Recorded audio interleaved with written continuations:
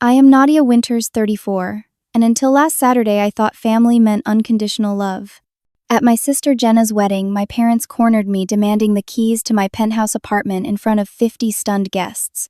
When I refused, my mother slapped me so hard my diamond earring flew across the marble floor. Nobody moved. Nobody spoke. I walked out with tears streaming down my face, but I made one call that changed everything. Before sharing this story, let me know where you are watching from and subscribe for more life lessons. Growing up in Seattle, our family dynamic was always complicated. From the outside, we looked perfect. My father, Gerald, worked as a financial advisor, my mother, Pamela, hosted charity events, and we lived in a beautiful colonial house in an upscale neighborhood, but appearances were deceiving. Inside our home, emotions were considered weakness. Achievements were expected, not celebrated. Love came with conditions. My parents saw children as extensions of themselves, not individuals with their own dreams.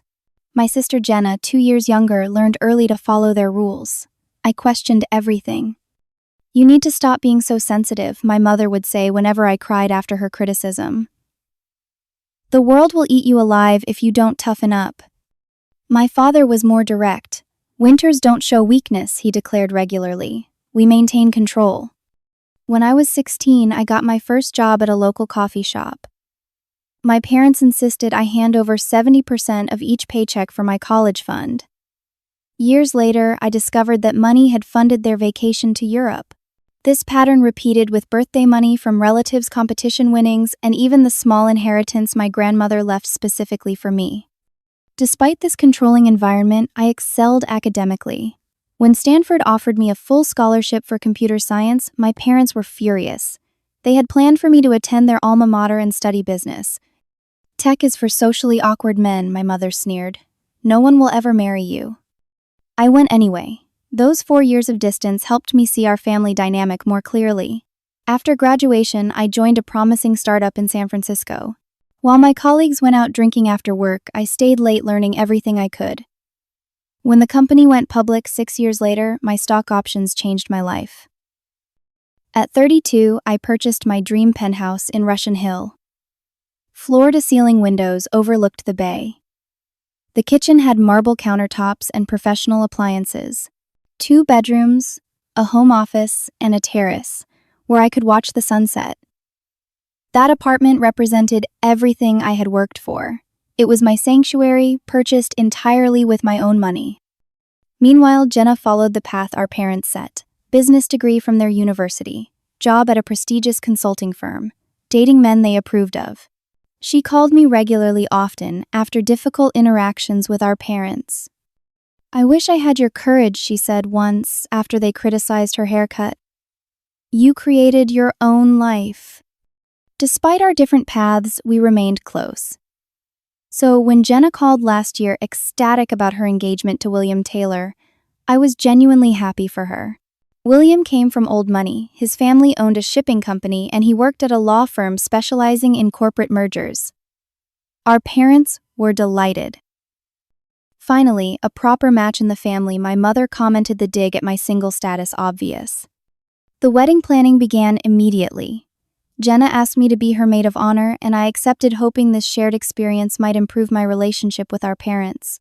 I offered to contribute financially without being asked. $10,000 toward the venue, another $5,000 for the flowers. Looking back, I should have noticed the warning signs. During planning meetings, my parents asked pointed questions about my finances. How was the company performing? Was I getting another bonus? Had I considered investment properties? "Just making conversation," my father said when I questioned the interest. Parents worry about their children. I chose to believe him. Maybe the wedding preparations were bringing us closer. Maybe time had mellowed their controlling tendencies. Maybe this could be the beginning of a healthier relationship. 3 months before the wedding, my mother called about the rehearsal dinner. "We should host it at your place," she suggested. "With that view, we could save on restaurant costs." I politely declined, explaining that my apartment, while spacious, couldn't comfortably hold 30 people for a formal dinner. She seemed to accept this, but later that week, my father called with questions about my building's guest policy and security system. Just curious how these luxury buildings operate, he explained. Again, I brushed off my discomfort. The wedding was bringing out stress in everyone, I reasoned. And despite everything, I truly wanted to connect with my family. I wanted to believe we could move forward. 2 weeks before the wedding, I gave Jenna a tour of my penthouse while she was in San Francisco for her final dress fitting. She wandered through the rooms, admiring the views and decor. "This place is amazing," she said, running her hand along the kitchen island. "Mom and Dad talk about it all the time." "They do?" I asked, surprised. "They've never even seen it." Jenna looked uncomfortable. "They talk about how perfect it would be for them. The doorman, the elevator, the location. Mom says at their age, they deserve something like this." A chill ran through me, but I changed the subject. This was about Jenna's happiness, not my concerns about our parents. I was determined to make her wedding day special, to be the supportive sister she deserved. The night before the wedding, I checked into the luxury hotel in Napa Valley where the ceremony would take place. Lying in bed, I allowed myself to hope that the weekend might mark a new chapter for our family. Maybe sharing in Jenna's joy would heal old wounds. Maybe we could finally become the family I had always wanted us to be.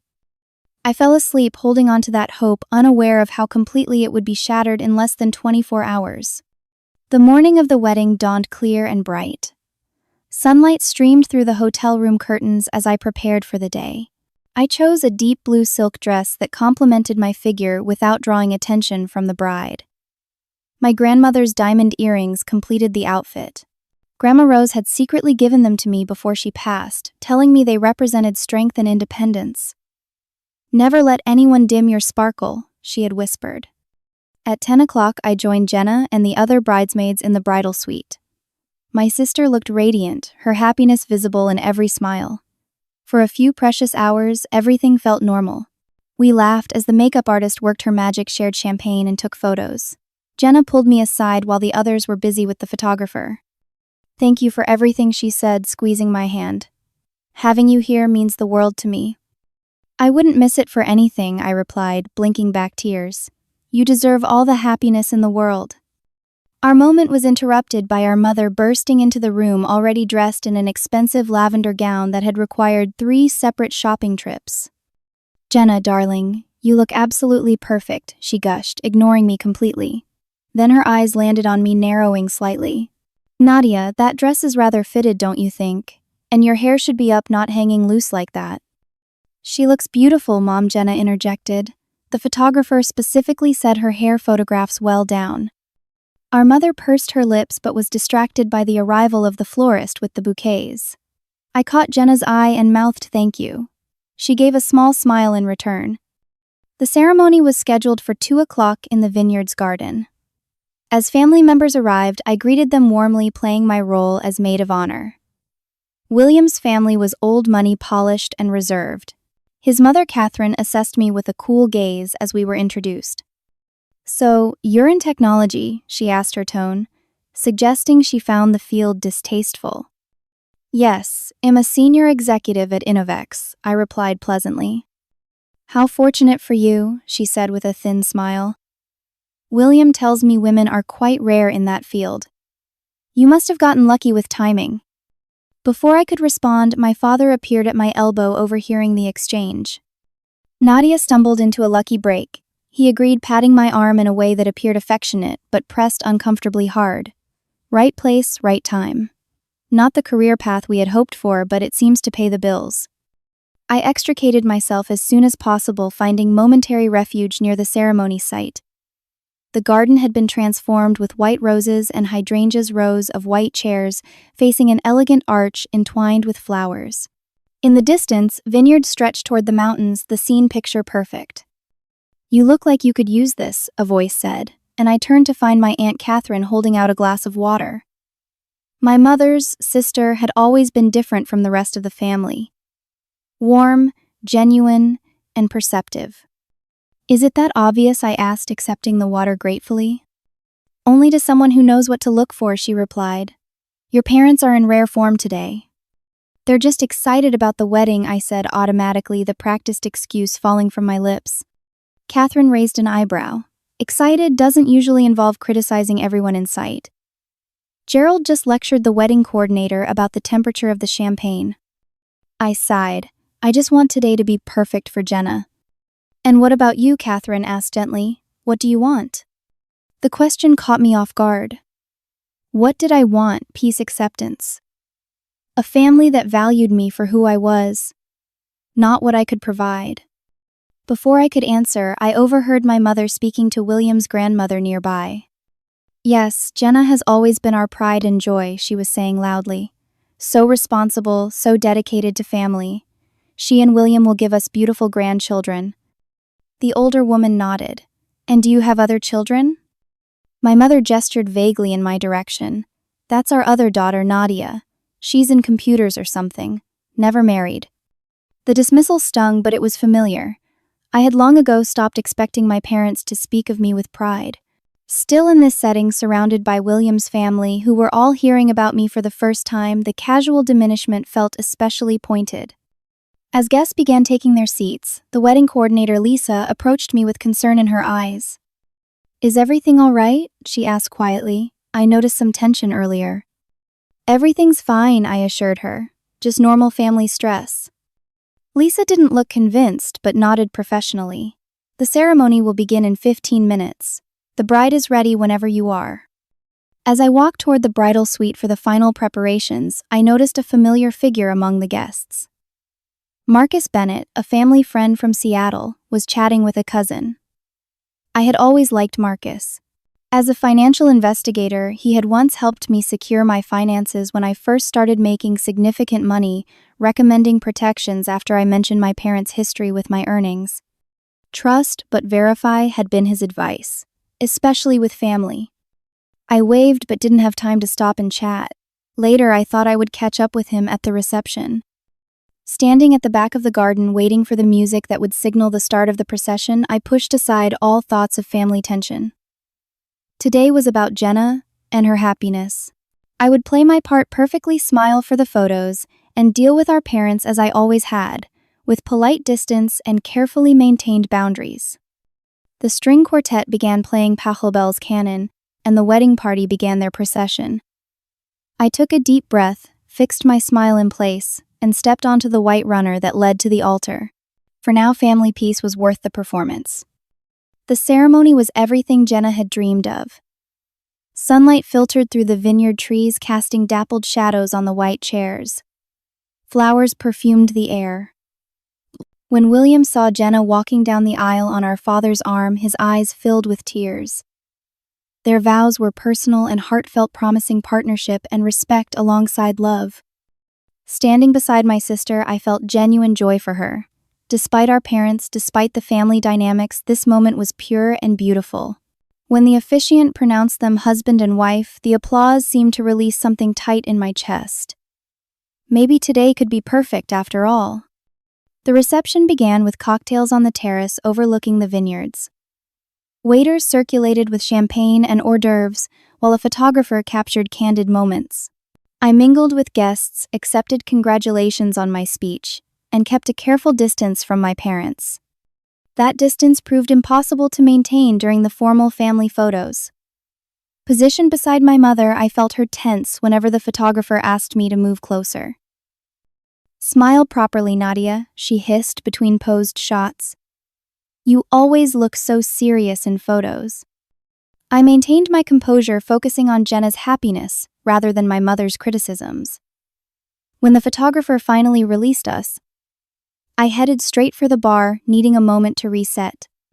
The dinner was served in the estate's grand hall, tables arranged around a dance floor, centerpieces of white roses and candles, creating a romantic atmosphere. As maid of honor, I was seated at the head table with the bride and groom, my parents and William's parents. The first course had just been served when my father leaned across the empty chair between us. Nadia, I need to speak with you, he said quietly, privately. Can it wait until after dinner? I asked, not wanting to leave the table so early in the reception. No, he said firmly. It's important. Family business. Reluctantly, I excused myself and followed him to a quiet corner near the entrance to the terrace. My father had always been imposing his presence, demanding attention. At 62, his hair had gone silver, but he stood straight and tall, using his height to intimidate when necessary. "Your mother and I need to discuss something with you," he began, his tone businesslike. "It's about our living situation." My confusion must have shown on my face because he continued quickly. "We've had some financial adjustments recently. Nothing serious, just a temporary cash flow issue. We've had to downsize from the house. We need a place to stay for a while." I blinked, processing this information. My parents had lived in the same house for 30 years. The idea that they had moved was shocking. "When did this happen? Why didn't you tell me?" "We didn't want to worry you," he replied smoothly. "It's just temporary while we reorganize some investments. The point is, we need somewhere suitable to stay for a few months." Understanding dawned slowly, and you're thinking, "My place." "It's the obvious solution," he stated, as if it were already decided. "Your penthouse has 2 bedrooms. You're rarely home with all your work travel. It's perfect." "Dad, people don't just hand over their homes," I said, struggling to find words. "I have meetings at my apartment. I work from home half the time. It's not practical." His expression hardened. "This isn't about practicality, Nadia. This is about family, about sharing your good fortune with the people who raised you." The implication was clear. I owed them. Their years of sacrifice entitled them to my home. "I'm happy to help financially," I offered carefully. "I can cover a rental for you, something nice in a good neighborhood." My father waved this off impatiently. "We don't need your money. We need a proper home, somewhere that reflects our status. We've already told our friends we're relocating to a luxury penthouse in Russian Hill. The Richardsons are very impressed." The statement hit me like cold water. They had already told people they were moving into my home, without even asking me. "You can't move into my penthouse," I said firmly. "That's not happening. But I will help you find and pay for suitable accommodations." My father's face darkened. "This isn't a negotiation. Your mother and I have made our decision. After everything we've done for you, this is the least you can do in return." "What exactly have you done for me?" The words escaped before I could stop them. "I put myself through college. I built my career without any support from you. I bought my home with money I earned. We gave you life," he snapped. "We fed you, clothed you, provided a roof over your head.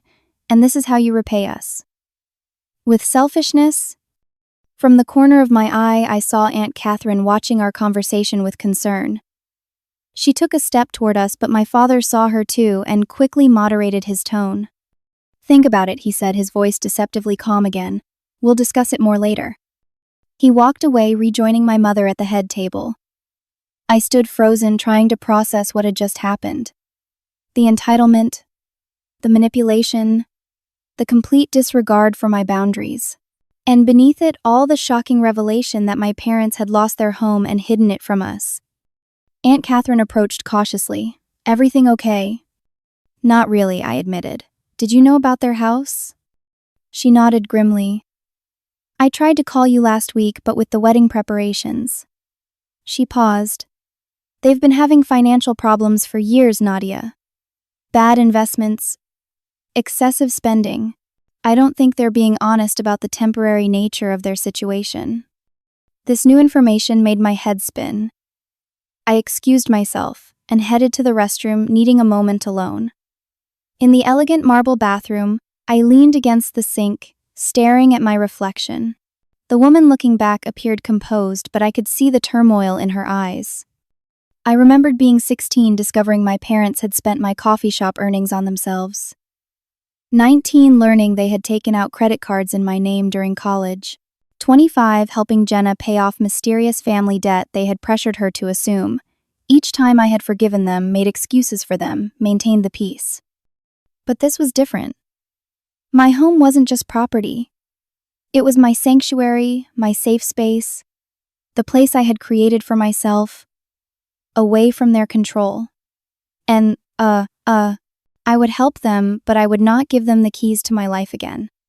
I took a deep breath, reapplied my lipstick, and returned to the reception with new resolve.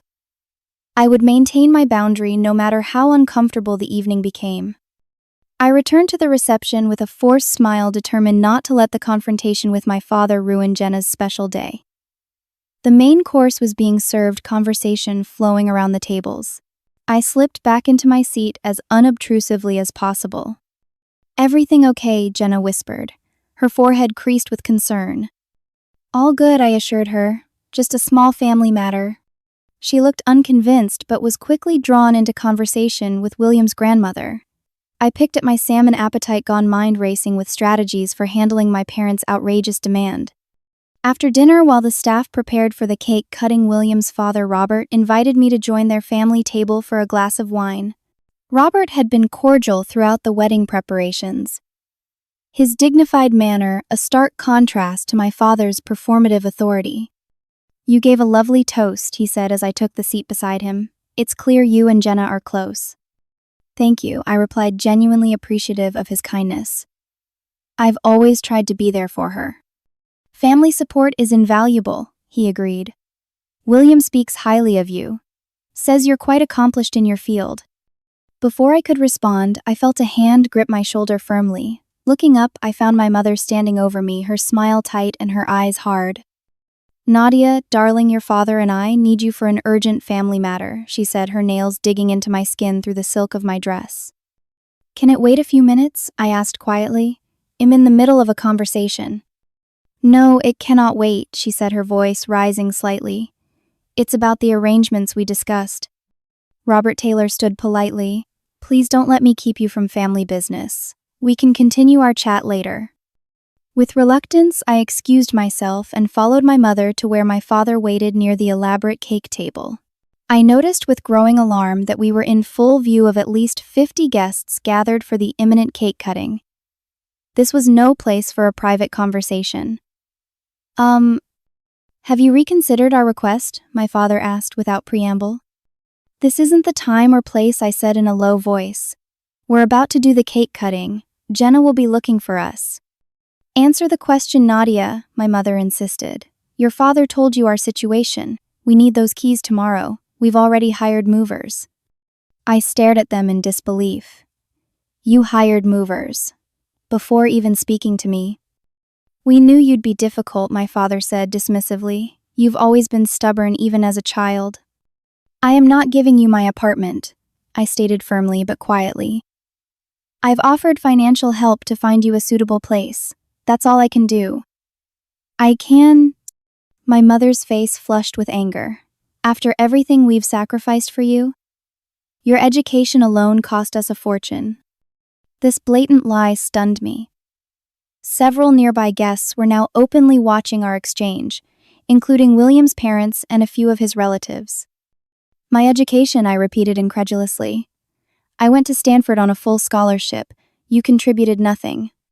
"We drove you to the interviews," my father countered. "We bought your first computer."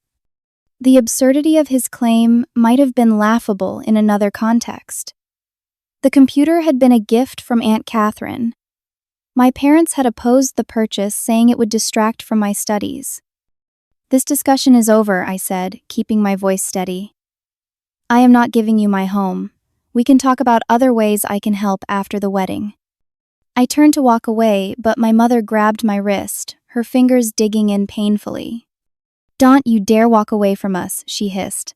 "We need those keys right now so we can give the movers access first thing tomorrow." By now, our exchange had drawn more attention. The surrounding conversations had quieted guests pretending not to listen while obviously straining to hear. I saw Jenna approaching from the dance floor, concern evident on her face. "The penthouse is not available," I stated with finality, extracting my wrist from my mother's grip.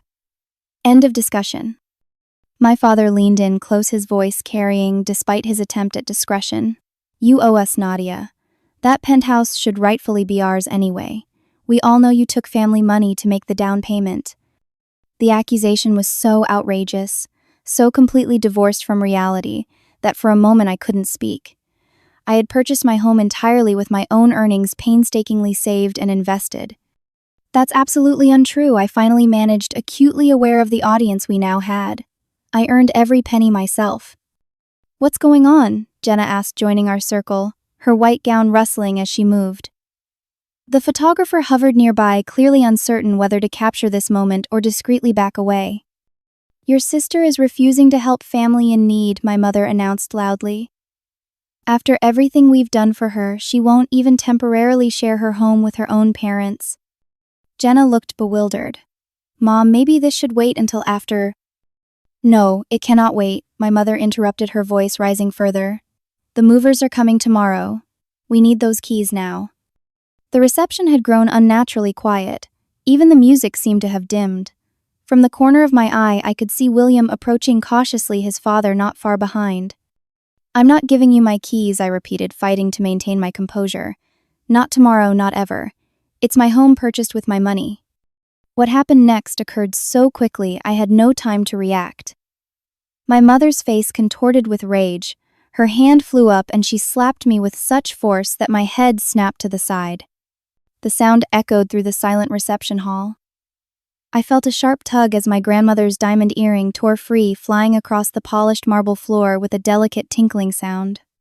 Collective gasps rippled through the crowd. No one moved, no one spoke. My cheek burned with pain and humiliation. Through the ringing in my ears, I heard my mother's harsh whisper. "Ungrateful, selfish girl, you've always been nothing but a disappointment." Jenna stood frozen, one hand covering her mouth in shock. William had stopped in his tracks, his face a mask of disbelief. His father, Robert, took a step forward as if to intervene, but my father quickly pulled my mother back, his expression furious, not at her behavior, but at the public spectacle. "Control yourself, Pamela," he hissed. "You're making a scene." Without a word, I knelt down, located my grandmother's earring near a guest's shoe, and carefully picked it up. My hands were steady as I gathered my clutch from a nearby table. With as much dignity as I could muster, I walked toward the exit, tears streaming silently down my face. The sea of guests parted before me, their expressions ranging from shock to pity to morbid fascination. Aunt Catherine moved to follow me, concern etched on her face. The last thing I saw before leaving the hall was Jenna's stricken expression, torn between following her sister and staying with her new husband at their wedding reception that had just been shattered by our family's darkest dynamics. Safely inside my rental car in the parking lot, I finally allowed myself to break down. Sobs racked my body as years of suppressed pain poured out.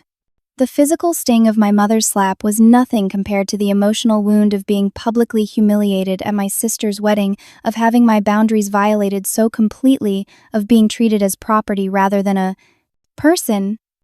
When the initial wave of emotion passed, I examined my face in the rearview mirror. An angry red mark bloomed across my left cheek. My carefully applied makeup was streaked with tears. I gently touched the tender skin, wincing slightly. The sight triggered a childhood memory I had long suppressed. I was 11 at a neighborhood barbecue. My mother had been showing me off to her friends, bragging about my straight-A report card. When someone asked what I wanted to be when I grew up, I enthusiastically shared my dream of becoming a video game designer. My mother's smile had frozen in place. Later in our kitchen, she had slapped me for embarrassing her with such an inappropriate aspiration. "No daughter of mine will waste her life playing games," she had declared. That moment connected to countless others, my father taking credit for my science fair project, my mother borrowing money from my college fund, both parents belittling my career choices while simultaneously expecting to benefit from my success. The pattern was clear, consistent, and toxic. A soft knock on my window startled me from these painful reflections. Aunt Catherine stood outside, holding a small towel wrapped around ice. "For your cheek," she explained as I lowered the window. "And company if you want it."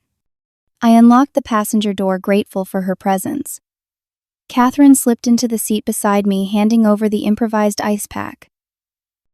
"What happened in there?" She began, shaking her head. "There's no excuse for it." "None. They've lost their house," I said, pressing the ice to my throbbing cheek. "Did you know?" Catherine nodded grimly. "It's worse than they're admitting. Gerald made some very questionable investments last year. They've been living on credit for months. The house went into foreclosure 3 weeks ago. Why didn't they tell us?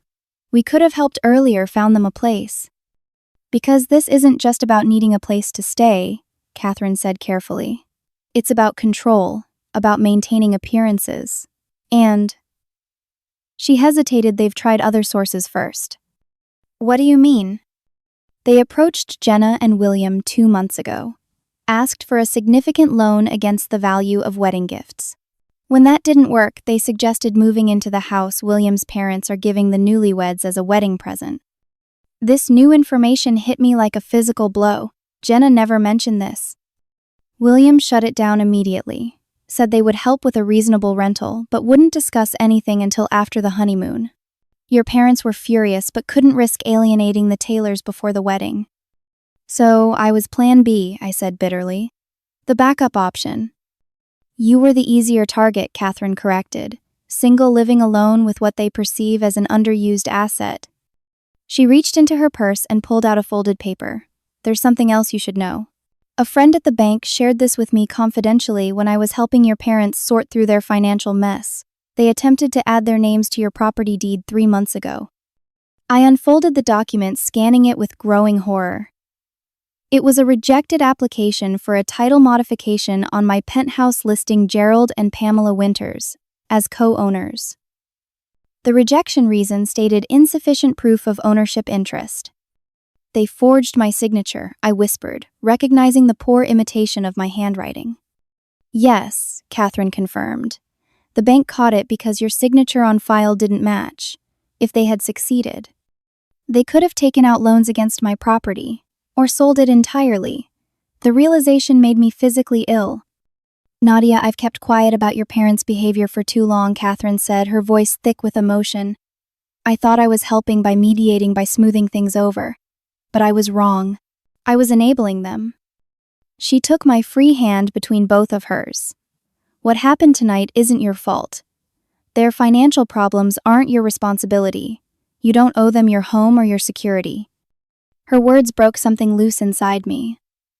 All my life I had been the peacekeeper, the one who forgave, the one who stepped back to avoid conflict.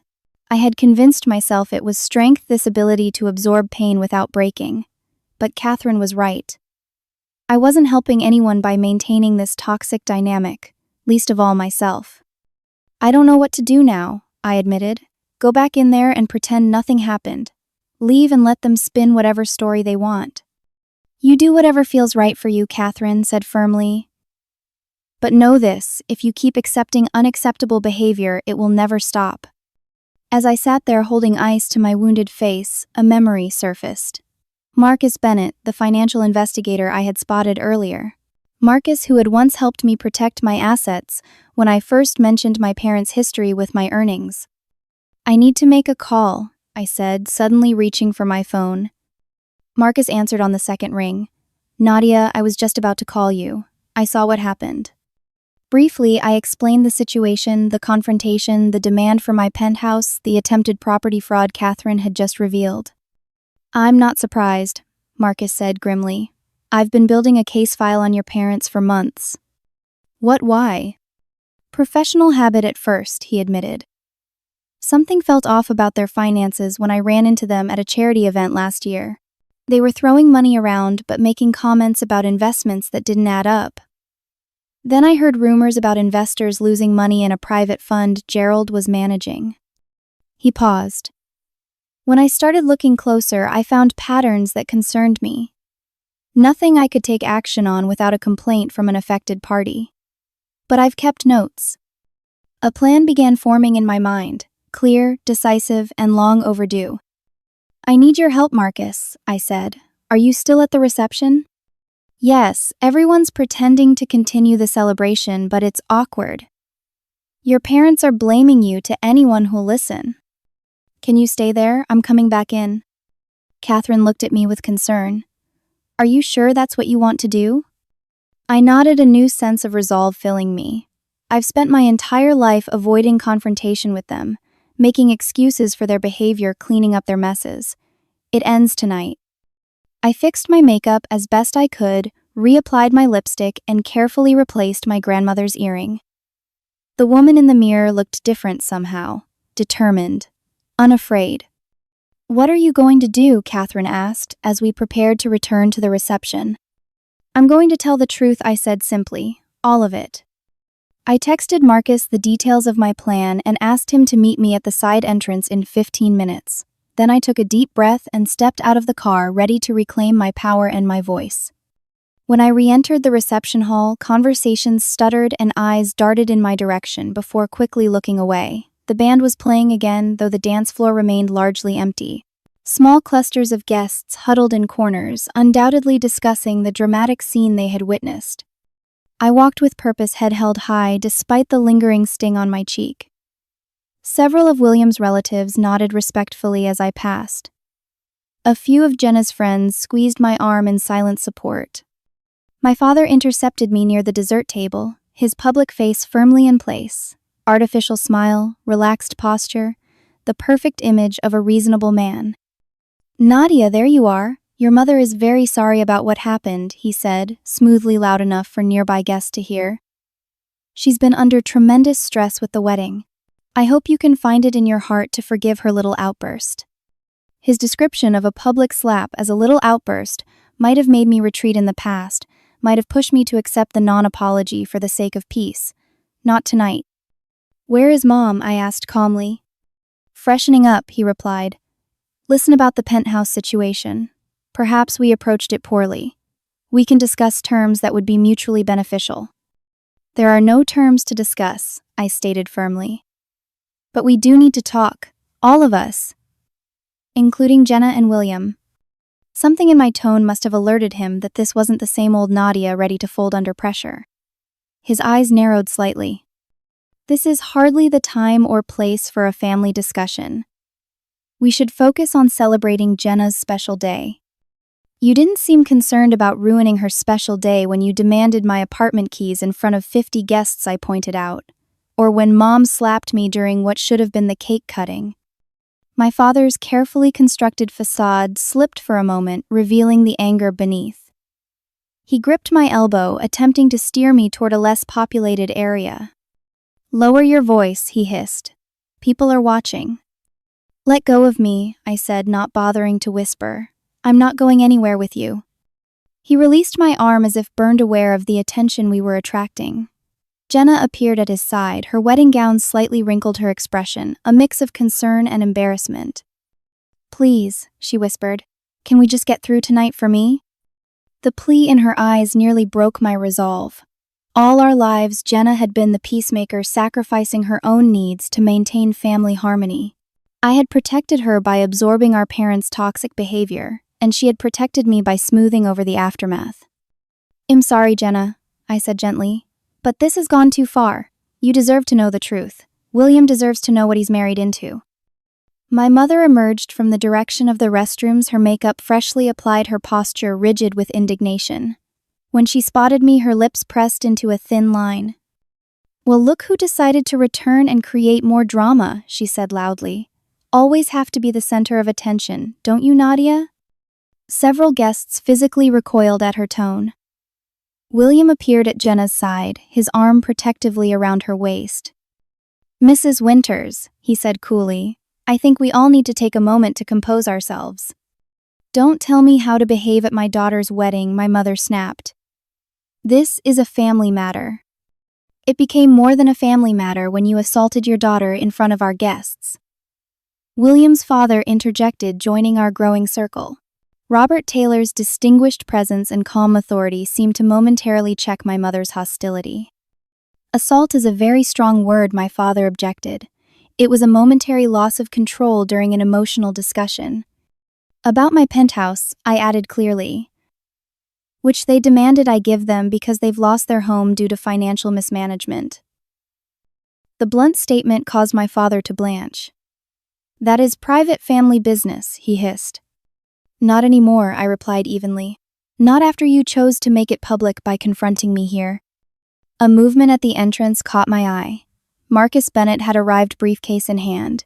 He nodded slightly, indicating he was ready. This was the moment of truth, the point of no return. I took a deep breath. "Mom, Dad, there's someone here you might remember. Marcus Bennett." My father turned, his expression changing from irritation to shock as he recognized Marcus approaching our group. My mother's reaction was more dramatic. Her face drained of color, and she clutched my father's arm. "What is he doing here?" she whispered urgently. Marcus joined our circle, his professional demeanor, a stark contrast to the emotional tension surrounding him. "Mr. and Mrs. Winters," he said with a nod. "I wish we were meeting again under better circumstances." "You know each other?" William asked, looking confused. "Marcus is a family friend from Seattle," I explained. "He's also a certified financial investigator, specializing in fraud detection." My father's posture stiffened. "This is hardly the time or place for business discussions." "I disagree," Marcus replied calmly. "Based on what happened earlier, it seems extremely relevant." He turned to me. "Nadia, I've brought the documentation we discussed." My mother made a small distressed sound. "Gerald, stop this. Now." "There's nothing to stop," my father insisted, though beads of sweat had appeared on his forehead. "This is ridiculous. We're at a wedding, for God's sake." "A wedding where you publicly demanded your daughter's property," Robert Taylor noted. "As a retired judge, I find the timing of your demand most interesting." This new information about William's father, explaining his authoritative presence, caught my parents off guard. My father's confident facade began to crumble. "What exactly is going on here?" Jenna asked, her voice small but determined. I met my sister's eyes, seeing the confusion and hurt there. "The truth, Jenna." Finally. Marcus opened his briefcase and removed a folder. Mr. and Mrs. Winters did not downsize voluntarily. Their home was foreclosed upon after they defaulted on multiple loans, including a second mortgage they took out 8 months ago. My father stepped forward aggressively. "You have no right to access our private financial information." "As a financial investigator who has received multiple complaints from your investment clients, I have both the right and the obligation," Marcus replied evenly, "particularly when those investments appear to be part of a Ponzi scheme." Gasps rippled through our growing audience. My mother's face contorted with rage. "How dare you?" she shrieked. "Gerald, don't just stand there. Do something." Marcus continued as if she hadn't spoken. "The Winters have also attempted to fraudulently add their names to Nadia's property deed using a forged signature." He handed copies of the rejected application to Robert Taylor, whose expression grew grave as he examined it. "This is a serious criminal offense," the retired judge noted. "That was a misunderstanding," my father said quickly. "A paperwork error." "A paperwork error that accidentally forged your daughter's signature?" Robert asked skeptically. My mother turned on me, her voice venomous. "You planned this. You set us up. Your own parents." "I didn't set you up," I replied calmly. "I simply stopped covering for you." "After everything we did for you," she spat. "What exactly did you do for me?" I asked, my voice steady. "Take my earnings, use my credit, try to steal my property. Tell me what part of that should make me grateful." For once, my mother had no immediate retort. In the silence, Jenna stepped forward, her expression devastated. "Is this true?" she asked our parents. "Did you really try to take Nadia's home?" "Of course not," our father blustered. "These documents are obviously fake. Marcus has some kind of vendetta against us." "Then you won't mind explaining the $60,000 withdrawal from Jenna and William's wedding account last month?" Marcus asked, producing another document. Money that was replaced 3 days later with funds from an offshore account linked to client investments. William's head snapped up. "What, our wedding account was accessed?" My father's face had gone from red to ashen. My mother's eyes darted around the room, as if seeking an escape route. "You stole from our wedding fund." Jenna's voice broke on the question. "Why?" "We borrowed temporarily," my father corrected weakly. "For an investment opportunity, we replaced it." "With other people's money," Marcus added. The hotel manager appeared at the edge of our group, accompanied by 2 security officers. "Is everything all right here?" he asked, his eyes taking in the tense scene. "No," Robert Taylor replied authoritatively. "I believe we're witnessing the aftermath of attempted fraud and assault. These 2 individuals," he indicated, "my parents may need to be escorted from the premises." "This is outrageous," my father exploded. "We are the parents of the bride. Parents who assaulted their other daughter and apparently tried to steal her property, Robert countered. As the father of the groom and host of this reception, I'm requesting their removal. My mother turned to Jenna, clearly expecting her to intervene. Jenna, darling, you can't let them do this. Not at your wedding. Jenna looked from our mother to me, tears streaming down her face. In that moment, I saw understanding dawn in her eyes, the recognition of patterns Shed observed but never fully acknowledged. I think you should leave, she said quietly. Both of you. The simple statement seemed to deflate my mother entirely. My father placed his arm around her shoulders, his expression hardening into cold fury. You'll regret this, he said to no one in particular. All of you. As the security officers moved forward, my father guided my mother toward the exit. Her sobs audible. Even over the awkward resumption of music, the band had started playing to cover the tension. I turned to Jenna, my heart breaking for her ruined reception. I'm so sorry, I never wanted this to happen today of all days.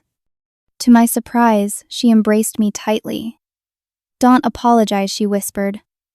I should have stood up for you years ago. When we separated, William placed his hand gently on my shoulder. Are you okay? That was intense. I will be, I replied honestly. For the first time in a long time, I think I actually will be. As the crowd began to disperse, Aunt Catherine approached with 2 glasses of champagne, handing one to me. To truth, she said, quietly clinking her glass against mine. To freedom, I amended, taking a sip of the bubbling liquid. Marcus gathered his documents, nodding respectfully to Robert Taylor. I'll need statements from both Nadia and Jenna in the coming days. There are likely to be legal proceedings. My firm will be happy to assist, William offered. Pro bono, of course. The support surrounding me felt strange after years of isolation of being the family scapegoat. Jenna squeezed my hand. We should cut the cake, she suggested, properly this time.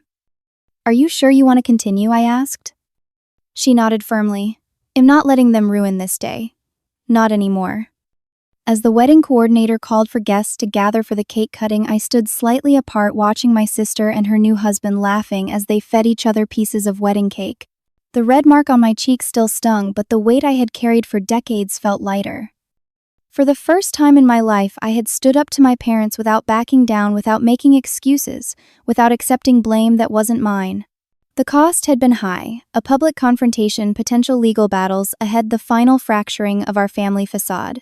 But as I watched Jenna's genuine smile, I knew we had both taken our first steps towards something healthier, something true.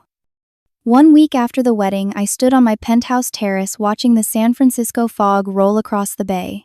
The early morning light filtered through the mist, transforming the familiar cityscape into something ethereal and new. My sanctuary remained mine, keys safely in my possession, boundaries finally respected. The days following the wedding had been a whirlwind of emotions and activity.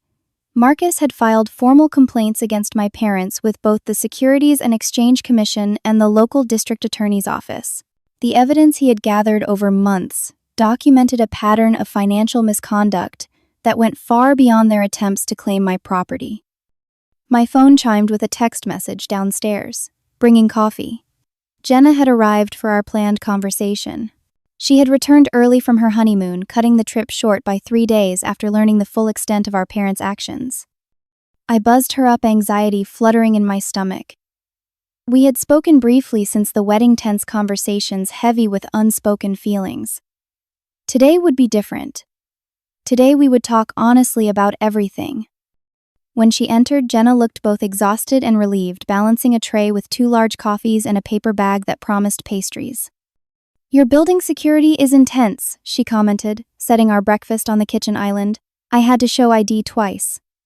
Recent upgrade, I replied with a small smile. Can't imagine why. The joke, dark as it was, broke the tension. Jenna laughed, then sobered quickly. I'm sorry, she said, her voice cracking slightly. I'm so sorry I didn't see what was happening. What's been happening our whole lives. I shook my head. You have nothing to apologize for. We were both doing the best we could in an impossible situation. But I knew something wasn't right, she insisted, wrapping her hands around her coffee cup. All those times they criticized you, dismissed your accomplishments, took advantage of your success. I told myself they were just old-fashioned, that they didn't understand your world. I made excuses. So did I admitted. For years I convinced myself their behavior was normal. That all parents expected unlimited access to their children's resources. That love meant sacrifice even when it was entirely one-sided. We moved to the living room, settling on the sofa with our coffees. The fog outside had begun to lift, patches of blue sky appearing between wisps of white. "William's been amazing," Jenna said after a moment. "When I told him everything, the childhood stuff, the financial manipulation, all of it, he didn't even hesitate. He's already helped Marcus organize the legal response." "The Taylors have been surprisingly supportive," I agreed. "Robert called yesterday to check on me." "They respect you," Jenna said simply. "They see what I've always seen. Someone strong and successful despite everything working against her." Her words touched something raw within me. All my life I had craved that recognition from our parents, that acknowledgement of my worth independent of what I could provide. "Have you heard from Mom and Dad?" I asked cautiously. Jenna's expression hardened. "They left 17 voicemails and 32 text messages, all of them blaming you for destroying the family and humiliating them publicly. Not a single word of remorse." "Classic," I murmured.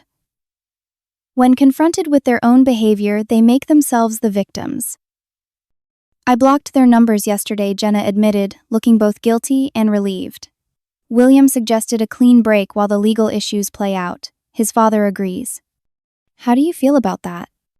She considered the question carefully. Sad, angry, relieved, all at once.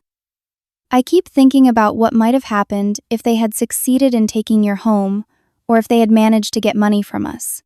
Would they ever have stopped taking?" "No," I said, with certainty born from years of experience. "They would have taken everything we had to give, then blamed us for not having more." Jenna nodded slowly. "I always thought I was protecting the family by keeping the peace. Now I realize I was just enabling their behavior." "We both were," I acknowledged. "It's what children of manipulative parents do. We adapt to survive." A comfortable silence fell between us as we sipped our coffee and watched the city emerge from the fog.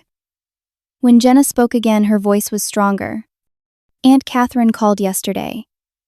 She's gathering family photos and mementos from the house before the bank completes the foreclosure.